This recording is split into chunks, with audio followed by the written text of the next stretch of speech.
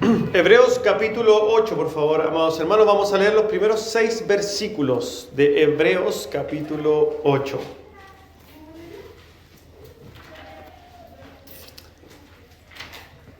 Hebreos capítulo 8, versículo 1 al versículo 6, dice así entonces, amados, la palabra de nuestro Señor.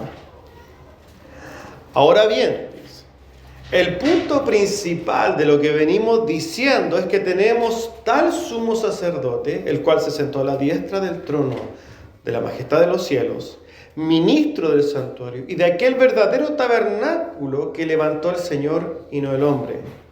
Porque todo sumo sacerdote está constituido para presentar ofrendas y sacrificios, por lo cual es necesario que también éste tenga algo que ofrecer. Así que, si estuviese sobre la tierra, ni siquiera sería sacerdote, habiendo aún sacerdotes que presentan las ofrendas según la ley, los cuales sirven a lo que es figura y sombra de las cosas celestiales. Como se le advirtió a Moisés cuando iba a erigir el tabernáculo, diciendo, mira, haz todas las cosas conforme al modelo que se te ha mostrado en el monte. Pero ahora, tanto mejor ministerio es el suyo, cuanto es mediador de un mejor pacto establecido sobre mejores promesas. Hermano, tome asiento, por favor.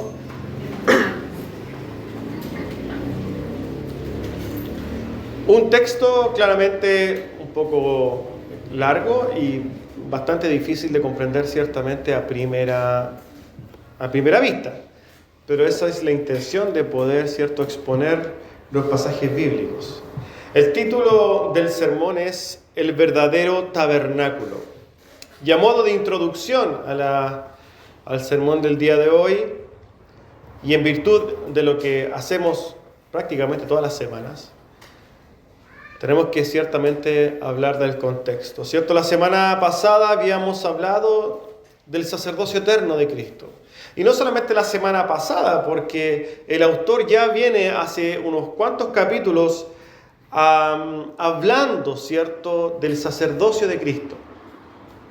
Y la semana pasada particularmente el autor había hecho una serie de comparaciones entre el antiguo sacerdocio levítico y el nuevo sacerdocio según el orden de Melquisedec en Cristo. A través de estas comparaciones el autor había dejado claro que el sacerdocio de Cristo era totalmente superior al sacerdocio de Melquisedec, del sacerdocio levítico. Y había comentado, ¿cierto?, que Jesucristo y su sacerdocio es alto, sublime. Habíamos dicho, ¿cierto?, que durante todo este tiempo, durante estos últimos capítulos, el autor ha dado un énfasis especial a este ministerio de Cristo, el ministerio sacerdotal. Y el autor claramente no se va a quedar ahí. Y esto de alguna manera nos da a entender, hermanos, la importancia de esta doctrina. Porque no solamente es un pasaje, son capítulos enteros hablando del sacerdocio de Cristo. Ahora nosotros nos preguntamos ¿por qué en general no se enseña del sacerdocio de Cristo? Siendo que es una doctrina tan importante y que el autor le da tanta importancia. Ciertamente, amados hermanos, esta doctrina del sacerdocio de Cristo es algo que para nosotros debería ser de mucho aliento, de fortaleza. Siguiendo entonces con el mismo tema, el autor se introduce al capítulo 8 y de alguna manera va a hablar de algo, y en virtud de lo cual está el título opuesto, el verdadero tabernáculo. Vamos a ir al texto para que podamos comprender. Dice el versículo 1 y el versículo 2. Ahora bien, el punto principal de lo que venimos diciendo es que tenemos tal sumo sacerdote, el cual se sentó a la diestra del trono de la majestad de los cielos, ministro del santuario y de aquel verdadero tabernáculo que levantó el Señor, y no el tabernáculo que levantó el hombre.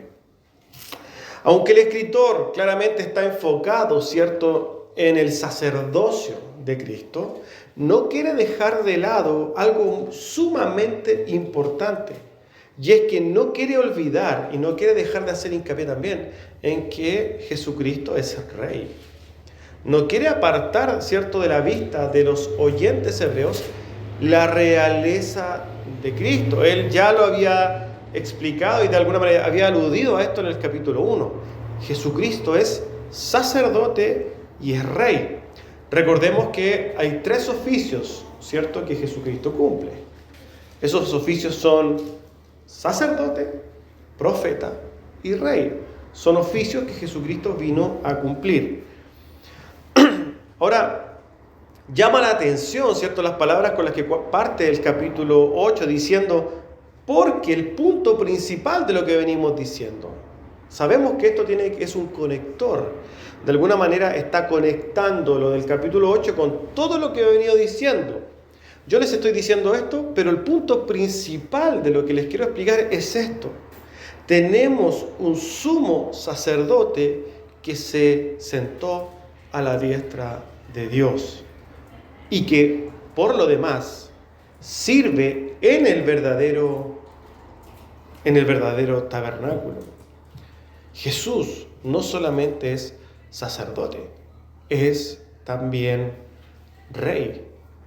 Esto es algo que nosotros tenemos que comprender, apropiar, podríamos decir, aunque esa palabra es sumamente mal usada, pero sí debemos, adherir a nuestro entendimiento teológico, si lo podemos decir de alguna manera, el hecho de que Jesucristo es rey.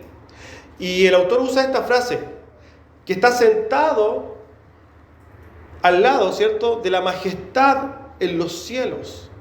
Y esto nos hace ver a nosotros que realmente está dándole énfasis a la realeza de Cristo. ¿Por qué? Porque la majestad en los cielos es una expresión hebrea para identificar a Dios. Recordemos que los hebreos, muy responsables con utilizar la palabra Dios, acostumbraban a utilizar palabras que apuntaran a Él. En este caso se utiliza esto. Al referirse sentado a la majestad de los cielos, se refiere específicamente a Dios. Por tanto, Jesús está sentado a la diestra de Dios, en un lugar de honor. Jesús es sacerdote y rey. Y, ojo, esto solamente para aclarar, ¿cierto?, apreciaciones literales a los textos. Y la verdad es que esto sucede mucho. Cuando la gente se acerca y toma literalmente los textos, van a pensar al acercarse a este texto, decir, Jesús está sentado. Y quizás en la mente de cada uno, cuando escucha esto, pensamos que Jesús está sentado. Yo creo que a todos nos pasó cuando recién escuchábamos esto, quizás cuando éramos chicos, pensábamos que Jesús estaba todo el día sentado. Qué flojo el ministerio de Jesús, ¿cierto? Pero esta palabra sentado no significa, bajo ningún punto de vista, que Jesús está sentado. No es un literalismo. Cuando la Biblia habla de estar sentado o estar a la diestra, porque más aún piensan que está sentado a la derecha de Dios, no significa que Jesús está sentado a la derecha de Dios. Estas son figuras para dar a entender o para, de alguna manera, demostrar la posición o importancia de Dios. Entendamos que cuando este sentado no solamente se utiliza al referirse a la deidad o a la divinidad, se utilizaba generalmente, por ejemplo, cuando un rey recibía visitas, esperaba sentado. Cuando una corte iba a dar un veredicto, estaba sentado. Cuando un profesor enseñaba, estaba sentado. Era un puesto de autoridad. Por tanto, Jesús, lo que quiere decir el autor es que Jesús está en una autoridad puesta a la diestra de Dios, en la misma importancia de Dios. Y esto es sumamente importante. Está lado a lado, ¿cierto? Juntamente con el Padre. En Apocalipsis nosotros encontramos cómo se describe a Dios sentado en su trono y a Jesús compartiendo su trono. Y quizás en nuestra mente deberíamos ir viendo al Rey, y quizás para graficar este entendimiento podríamos utilizar ciertas imaginaciones literales, al Padre sentado en su trono y al sacerdote junto a Él. Y esto, hermanos, no nos debería sorprender en virtud de lo que nosotros vemos en el tabernáculo terrenal en el Antiguo Testamento. En el tabernáculo terrenal del Antiguo Testamento, que se hizo bajo la ley de Moisés, ¿cierto? Y que se hizo en el desierto, recordamos que dentro de la tienda habían dos lugares, un lugar santo grande y un lugar santísimo.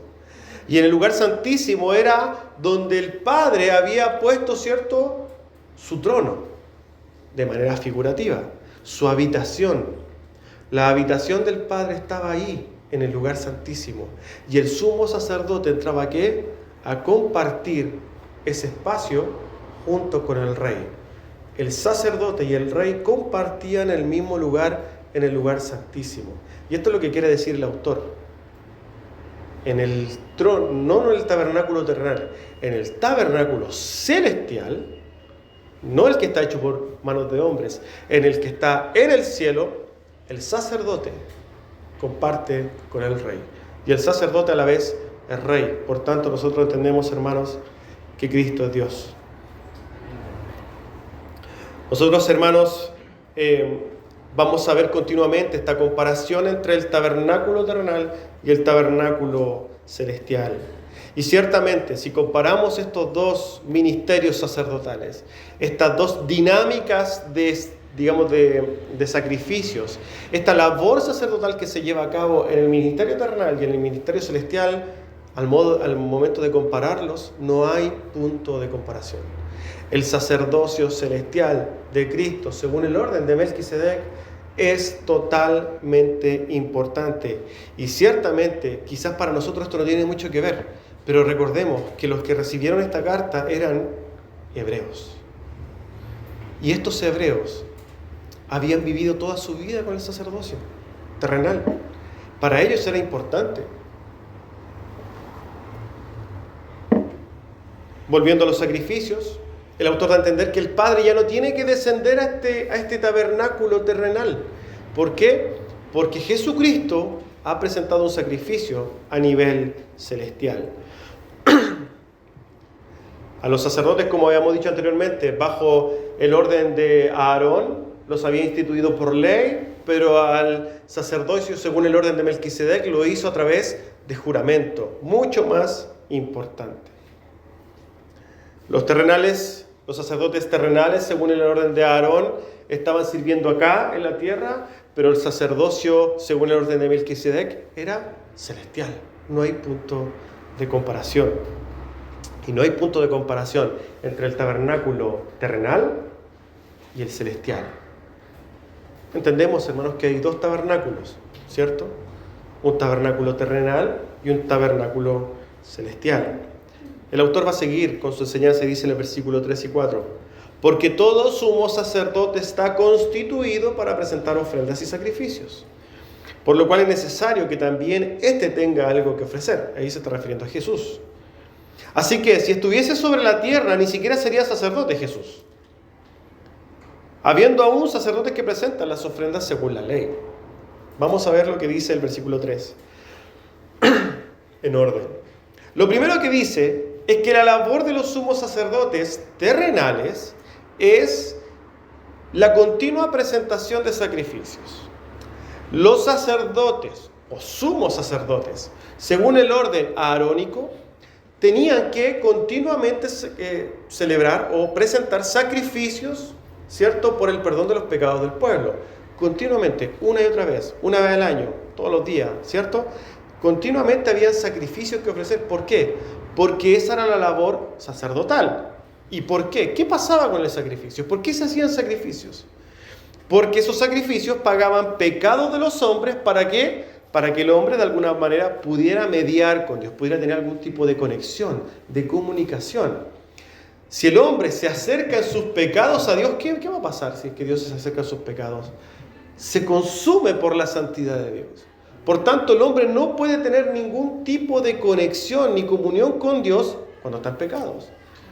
Por tanto, el sacerdote lo único que tiene que hacer, o lo que hacía, era presentar continuamente sacrificios por esos pecados. ¿Para qué? Para que los hombres, lavados de sus pecados por la sangre de animales, pudiera de alguna manera tener alguna conexión con Dios. Es por eso, hermanos amados, que nosotros hoy día podemos orar al Padre, podemos tener comunión con el Padre. ¿Por qué? Porque ya hay un sacrificio que se hizo. Y no estamos en nuestros pecados. Nosotros ya no estamos en nuestros pecados. Los que creemos en Cristo no estamos en nuestros pecados. Por tanto, podemos acercarnos libremente, como ya ha dicho el autor de Hebreos, al trono de la gracia y recibir el oportuno socorro. ¿Cierto? Ahora bien, esto es lo primero que decía. Los sacerdotes tienen una labor, continuo sacrificio. Segundo, dice, por tanto, si Jesús es sacerdote, por default, ¿cierto? Por consecuencia, tiene que presentar sacrificios. Es una cosa lógica. Primera verdad, los sacerdotes presentan sacrificios. Segunda verdad, si Jesús es sacerdote, tiene que presentar sacrificios. Y tercero, que lo que dice, que si Jesús estuviera en la tierra no podría ser sacerdote. Y aquí entra la duda.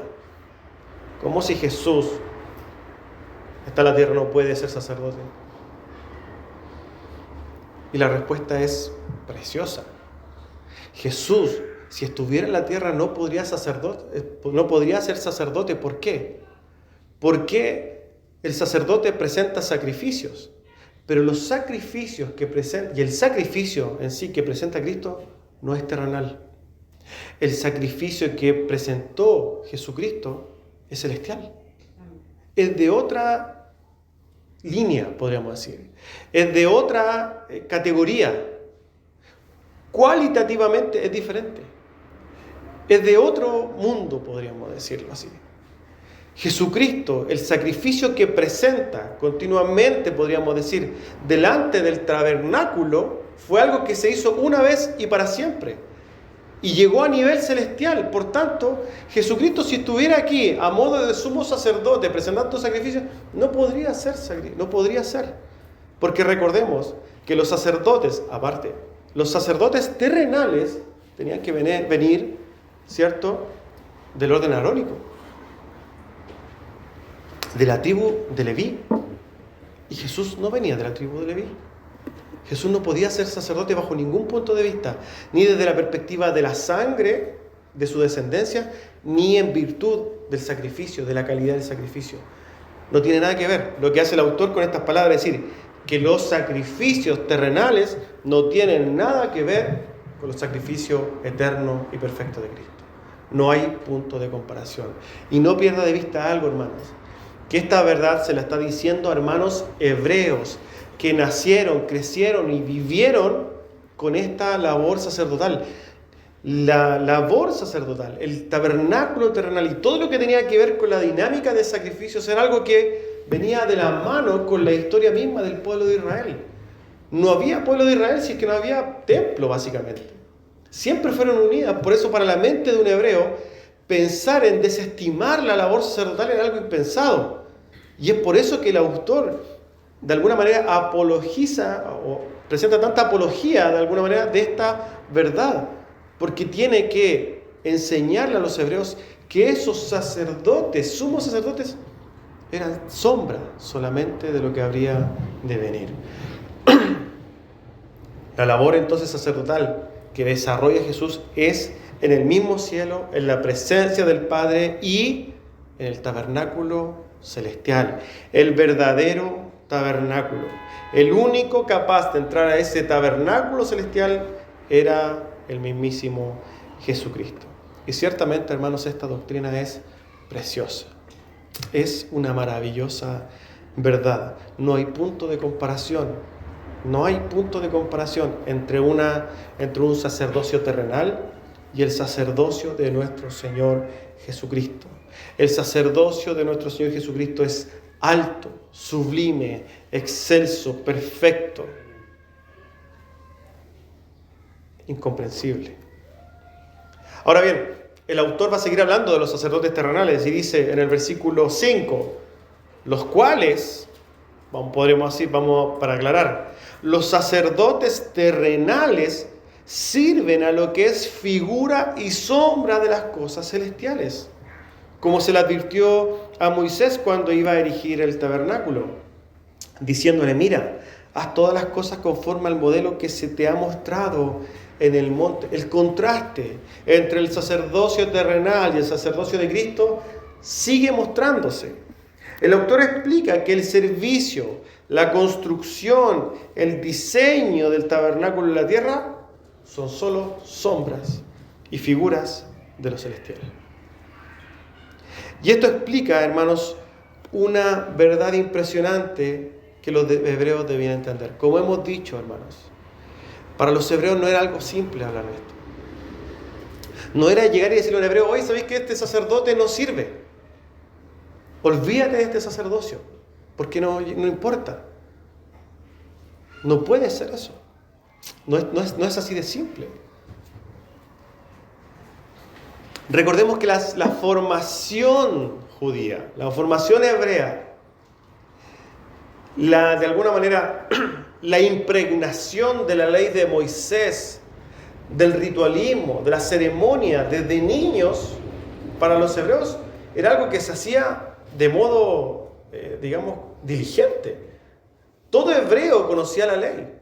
Todo judío sabía de la ley. Todo judío estaba relacionado. Desde niños los padres llevaban a los hijos: vamos a presentar los sacrificios del Padre. Y era algo con lo cual ellos crecían. Por tanto, quitarles ese tesoro era algo muy complicado. Insisto que para nosotros es una doctrina, pero para ellos, para los oyentes hebreos, era un trauma. Un verdadero trauma. Era atentar contra su identidad israelita. Por tanto, las verdades que dice el autor aquí son para ellos pero muy confrontacionales. El autor enseña que todas esas cosas, ¿cierto?, son figuras, sombras de lo que había de venir.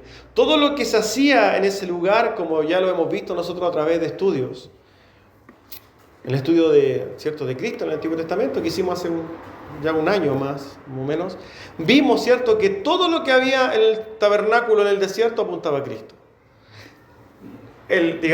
La habitación misma, los colores, los vestuarios, ¿cierto?, las ceremonias, los artefactos, todo apuntaba, ¿cierto?, a Cristo. Y vemos que el autor está en la misma línea diciendo lo mismo. La ceremonia misma apuntaba al sacrificio de Jesús, pero ya entendemos que no solamente al sacrificio de lo que hizo Jesús en la cruz, sino que a su labor misma como sacerdote. Esta ceremonia donde el sumo sacerdote entraba, ¿cierto?, al lugar santísimo, apuntaba de una forma profunda, inentendible, a lo que realmente Jesucristo ha hecho a nivel celestial. Jesucristo a nivel celestial ha hecho de alguna manera esta misma ceremonia de entrar con el sacrificio al lugar santísimo, a la presencia del Rey de toda la creación, como sacerdote compartiendo con el Rey en la misma habitación. Eso es lo que está diciendo el autor, diciendo que la labor de Jesucristo es perfecta, eterna, incomprensible para nuestras mentes. El autor en este mismo versículo dice: mira, hablando de lo que efectivamente está diciendo, ¿cierto? Todo lo que se hizo acá era de alguna manera sombra de lo que está en el cielo. Le dice: mira, haz todas las cosas conforme al modelo que se te ha mostrado en el monte. Y claramente al observar estas palabras nos surgen muchas dudas. Recordamos que está hablando de lo que se le dijo a Moisés. El Señor a Moisés le dijo: mira, haz un tabernáculo conforme a lo que yo te voy a mostrar en el monte. Y en virtud de esto aparecen ciertas preguntas. Si Moisés construyó un tabernáculo según una copia del original, podríamos decir: bueno, ¿y cómo será este tabernáculo celestial? Y en virtud de esa pregunta quizás van a seguir otras especulaciones. ¿Cómo será? ¿Cierto? ¿Será más grande? ¿Será más chico? ¿Será transparente? Fíjense que a pesar de lo quizás hasta absurdo que pueden llegar a ser estas preguntas, dentro de los maestros judíos del tiempo apostólico y posterior, estas preguntas eran cosas profundas que se hacían. Se preguntaban, y quizás usted te puede preguntar: ¿habrá un tabernáculo en el cielo? ¿Habrá en el cielo algo como la tienda del desierto, quizás más grande? ¿Dios dejó a Moisés ver ese tabernáculo? Algunos postulan que sí hay, ¿cierto?, en el cielo un tabernáculo como el que está en el desierto. Y otros postulan que no hay nada en el cielo. Quizá nosotros, tratando de evitar ambos extremos, y desde ya diciéndole que no tenemos idea, veamos los versículos que aparecen en aquel Éxodo, ¿cierto?, donde se habla de esto. Le dice: asegúrate de hacerlo según el modo que se te mostró en el monte. Éxodo 25:40. Erige el tabernáculo según el plan que se te mostró en el monte. Éxodo 26:30. Haz el altar hueco de madera. Ha de ser igual al que se te mostró en el monte. Éxodo 27:8. El candelabro estaba hecho exactamente igual al modelo que el Señor había mostrado a Moisés. Números 8:4. La verdad es que cuando nosotros nos vamos al texto, hermano, no podemos llegar a una conclusión y decir y enseñar una doctrina tal. Yo había escuchado hace muchos años atrás decir, no, que en el cielo hay un tabernáculo. Y la verdad, ¿sabe qué, hermano? No sabemos. Y cuando la Biblia no es clara, ¿cierto?, en virtud de algo, lo mejor que nosotros podemos hacer es guardar silencio, ¿cierto? Como dice el apóstol Pablo, no traten de maquinar ni de pensar cosas más allá de lo que está revelado. ¿Por qué? Nosotros tenemos que saber solamente lo que tenemos que saber. Y como la Biblia, hermanos, no es de alguna manera un libro que busque darnos de alguna manera información profunda de cómo, cuáles son las medidas y todo lo que está en el cielo, sino que es un libro que habla de la redención, nosotros en virtud de eso comprendemos algo. A Moisés se le dio un modelo de lo que estaba. Y no sabemos si existe o no, pero sí le dice algo. Es lo mismo o figurativo de lo que hizo Jesús de modo celestial y eterno. Cuando nosotros apreciamos toda la ceremonia del día de la expiación que se hacía en el tabernáculo, nosotros podemos ver con claridad la preciosa obra que Jesucristo hizo a través de su sacrificio. Se presentó delante del Padre, hoy día está delante del trono de Dios en las alturas, en la presencia misma, y podríamos llamarle tabernáculo, ¿cierto?, lugar santísimo, y está ahí, traspasó los cielos y está en la presencia de Dios presentando, ¿cierto?, o mediando entre nosotros, donde ya presentó el sacrificio que Él mismo hizo, y está mediando por nosotros, siendo la garantía de nuestra salvación. Y ciertamente es precioso. Yo creo que más de alguno de ustedes ha visto, ¿cierto?, esta ceremonia, esta de forma animada y todo, de cómo el sumo sacerdote entraba a la presencia de Dios para presentar expiación por el pueblo. Jesucristo ha hecho exactamente lo mismo. Si sabemos, y sabemos también que esto fue de modo celestial, no fue en el templo hecho en el desierto, no fue en el tabernáculo hecho en el desierto, y no fue en el templo de Salomón tampoco. Fue en el templo celestial. ¿Ya? Es importante entonces entender esto. Lo importante de esto no es de alguna manera saber detalles. Mucha gente se acerca a la Biblia para saber cosas, para ver el futuro, para saber si es que está científicamente correcta. Mucha gente, de hecho, a través de estos programas de Discovery Channel, hablaban del secreto de la Biblia o el código de la Biblia. Y la Biblia no está hecha para eso. La Biblia no es un libro donde nosotros vamos a encontrar de alguna manera secretos. Incluso la misma iglesia trata de buscar secretos que los demás no tienen. No, es que yo encontré en esta escritura una revelación que nadie más tiene. Ese no es el afán de la Biblia, hermanos.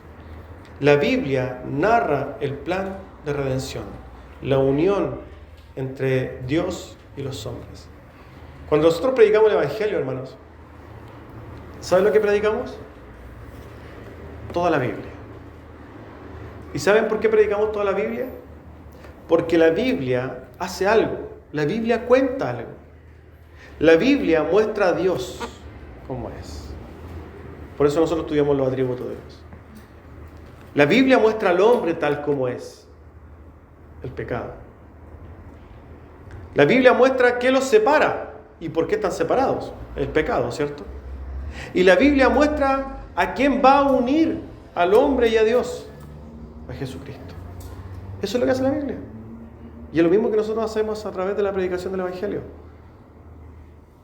La Biblia no es un libro, hermanos, para encontrar detalles si es que existe lo extraterrestre o si es que existe gente debajo de la tierra. Mucha gente pierde mucho tiempo en eso. La Biblia es el libro que narra la redención. Es el libro que nos guía, ¿cierto?, para comprender quién es Dios, que nos muestra claramente cómo nosotros, a través de Cristo, podemos estar en paz con Dios. El camino al cielo. Volviendo a lo que el autor está diciendo en el versículo 6. Pero tanto mejor ministro es el suyo, Jesucristo. Porque Jesucristo, estoy parafraseando la Escritura para que sea más comprensible, cuanto es mediador de un mejor pacto establecido sobre mejores promesas. Aunque el escritor de Hebreos hace contrastar constantemente a Jesús con los sacerdotes levíticos, ahora el énfasis primordial es mostrar la diferencia que hay entre los diferentes pactos.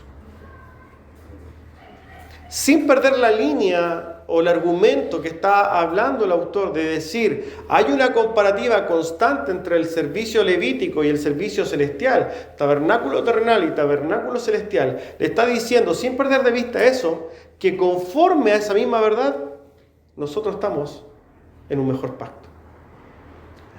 En el antiguo pacto, en el antiguo sacerdocio levítico, había un pacto. Nosotros estamos en otro pacto. De manera abrupta, ¿cierto? De alguna manera el autor habla de este pacto, porque no lo había introducido. Ahora habla de un pacto, dejando quizás al margen y en una ventanita, ¿cierto? Si estuviéramos en un computador, en una ventanita, el hecho de que Jesús tiene un mejor ministerio sacerdotal. Y nosotros vemos algo que nos debe llamar la atención en este versículo, y es que la palabra superior aparece 2 veces. Usted lo puede ver en su Biblia. ¿El ministerio sacerdotal de Jesús es superior? Y el pacto en el cual Jesús es mediador también es superior. Sabemos nosotros que en los tiempos del Antiguo Testamento, los que mediaban eran ¿quiénes? Los sacerdotes. Los sumos sacerdotes según el orden de Aarón. Ellos mediaban, ellos presentaban sacrificios. ¿Y lo hacían en virtud de qué? De un pacto. ¿Qué pacto? La ley de Moisés. La ley de Moisés le presentaba un pacto al pueblo, ¿cierto? Y a través de la obra mediadora en el tabernáculo se relacionaba. Y ese pacto, ¿cierto?, que se daba en el Antiguo Testamento es inferior a lo que hoy día tenemos. Eso es lo que dice el autor. ¿Por qué? Porque el nuevo es superior. Entonces, lo que quiere dar énfasis el autor es decirles, hermanos, no se apeguen al antiguo. No se aferren a eso de los sacrificios de animales. No pierdan el tiempo, quiten su mente, hermanos hebreos, de pensar que ese pacto, esa relación que tenían con Dios es lo mejor, porque tienen que abrir los ojos a lo nuevo. Lo viejo ya pasó, como lo habíamos dicho, ahora lo nuevo. Olvídense de ese pacto, porque en ese pacto encontraban, el pacto de ahora está sobre mejores promesas. En el pacto antiguo habían promesas como, toma este camino y vivirás. Actúa de esta manera y tendrás, ¿cierto? Lo que apuntaba de alguna manera el pacto de la ley era normar la conducta de los hebreos y a través de eso bendecirlos. Anden en mi camino y yo los voy a bendecir. Ese era el pacto, esas eran las promesas del Antiguo Testamento, del Antiguo Pacto. Pero ¿cuáles son las promesas del Nuevo Pacto? ¿Cuáles son las promesas superiores que tenemos hoy día? Promesas tan preciosas, hermanos, como cuando le dice a su pueblo, pondré mi ley en sus corazones. Pondré la mente de Dios en sus corazones y les daré conocimiento de mí. Cuando les dice, cree y vivirás, solamente por creer. Promesas como, perdonaré sus pecados y nunca más me acordaré de ellos. Los limpiaré. Y promesas tan preciosas, hermanos, que nosotros tenemos, como la de Romanos 8. ¿Quién nos separará del amor de Dios? o de Cristo, mejor dicho. Tribulación o angustia o persecución o hambre o desnudez o peligro o espada. Como está escrito, por causa de ti somos muertos todo el tiempo, somos contados como ovejas de matadero. Antes bien, o a pesar de esto, en todas estas cosas somos más que vencedores por medio de aquel que nos amó. Por lo cual estoy seguro, dice el apóstol Pablo, hermano, y escuche estas preciosas palabras, porque son promesas para nosotros. Estas son verdaderas promesas de la Escritura para nosotros. Por lo cual estoy seguro de que ni la muerte, ni la vida, ni ángeles, ni principados, ni potestades, ni lo presente, ni lo porvenir, ni lo alto, ni lo profundo, ni ninguna otra cosa creada nos podrá separar del amor de Dios que es en Cristo Jesús nuestro Señor. No hay nada, hermanos. Cuando el Señor le da el arrepentimiento y la fe y lo regenera, no hay nada que lo pueda separar de su amor. Ni sus continuos errores, ni nuestras continuas malas decisiones, nuestros continuos pecados, no. No significa, y no le estoy diciendo con esto un vale por pecar, no significa vaya y peque, no. Pero vamos a pecar porque somos personas que todavía lidiamos con este pecado residual, ¿cierto? Peleamos contra nuestra naturaleza pecaminosa. Pero al entender estas palabras, nosotros deberíamos deshacernos del sentido de culpabilidad. ¿Quién no ha sentido, cierto, que peca y como que perdió su salvación? ¿Quién no ha errado profundamente y dice, seré salvo? Es normal. Pero a los hijos de Dios, a los que creen, el Señor les dice que nada los separará del amor de Él. Y cuando dice ninguna cosa creada, no se incluye. Porque aunque usted, si es hijo de Dios, se quisiera separar de Él, cosa que no creo, tampoco podría. Porque el amor de Dios fue algo que Él, en su eternidad, predestinó para los que conforme a su propósito son llamados, a los elegidos. También Jesús, hermanos, cuando estaba en el aposento alto, y esto también es una verdad y una promesa preciosa, cuando estaba en el aposento alto, ¿cierto?, en la última cena, le dice a sus apóstoles, y si me fuere, os prepararé el lugar, y vendré otra vez, y os tomaré a mí mismo, para que donde yo estoy, vosotros también estéis. Si vemos con atención, hermanos, notaremos que esta es una promesa de Jesús también para su iglesia. Y que nos dice que no solamente estaremos con Él y en Él, como dice Efesios, estaremos sentados con Él también en su trono. En la Escritura del Señor nos dice en Apocalipsis que nos ha hecho un reino y sacerdotes, nos ha hecho una nación de reyes y sacerdotes para servir a Dios también. Nosotros, los creyentes, somos hechos, hermanos, reyes y sacerdotes. Y esto no es una verdad para que usted venga a proclamar, ¿cierto?, ni sanidad, ni prosperidad, ni loterías por el mundo, no. No, esta es una labor y esto es un privilegio celestial, no terrenal, celestial. Y es una gloriosa y preciosa promesa. La realeza divina, hermanos, de Cristo difiere de todo lo que nosotros veamos a nivel terrenal. Esa doctrina de Kingdom Now, ¿cierto?, el reino ahora, y su herejía de decir que nosotros ahora somos reyes y tenemos que andar pisando huevos, es una herejía a la luz de lo que realmente el Señor está diciendo. El reinado que a nosotros nos espera es mucho más importante que cualquiera de estas vanidades que encontramos en el mundo, que por lo demás se va a quemar. Todo se va a quemar. Usted puede tener el auto más grande, el último modelo, la casa más grande, y no sirve porque se va a quemar. Usted va a reinar sobre cenizas. Lo eterno, hermanos, es lo que mueve a los hijos de Dios. Quiten los ojos de lo inmediato y pónganlo en lo celestial. Y Cristo garantiza, hermanos, su lugar para su pueblo en el trono celestial por la eternidad. Es una verdad, hermanos, preciosa. Y espero que usted la pueda contemplar. Cristo, el Rey y sacerdote, gobierna y hoy día intercede por su pueblo. Garantiza esa promesa y esas promesas que a nosotros nos ha hecho Jesús, hermano, nuestro sumo sacerdote, según el orden de Melquisedec, en el tabernáculo celestial, está cumpliendo su labor perfectamente. Y esta verdad, hermano, debe ser de profundo aliento, fortaleza y consuelo para su pueblo, para nosotros, que le esperamos y que le decimos: ven, Señor Jesús, ¿cierto? Vamos a orar, hermanos, y vamos a terminar. Me invito a ponerse en pie.